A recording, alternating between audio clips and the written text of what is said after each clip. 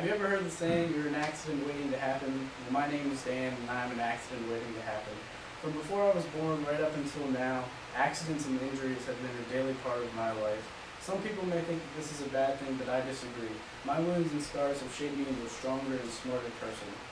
From before I was even born, an accident involved me, and I think it cursed me for the rest of my life. During my mother's ninth month of pregnancy, she was in the kitchen boiling water on the stove, and she accidentally spilled the water onto her pregnant belly, and my dad had to rush us to the hospital so the doctors could bring me into the world. And from then on, I was always getting myself into sticky situations. When I was 5, me and one of my friends were racing up and down the sidewalk, and during one of the races, I tripped and fell into the pile of bricks that were by the sidewalk, and I chopped the top of my ear off.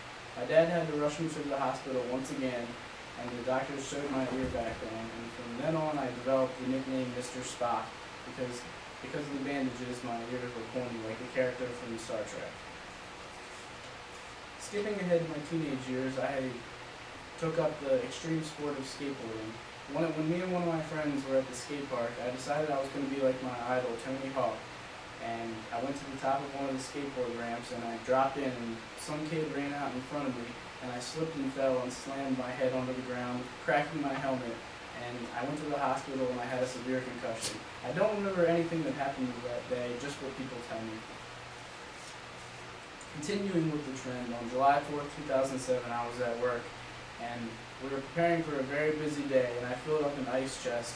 And as I was taking it down the ramp, I lost control of it, and I caught my finger between the wall and the ice chest, and I ripped off the skin down to the bone on my right ring finger.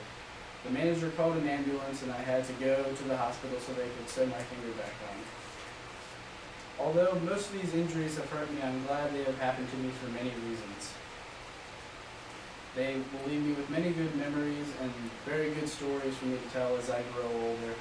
They have left me as a stronger, smarter, and definitely more cautious person. When I was younger, I would dive right into a situation without thinking, and now that I'm older, I weigh out the options and different variables, and I decide whether the risk is worth the outcome.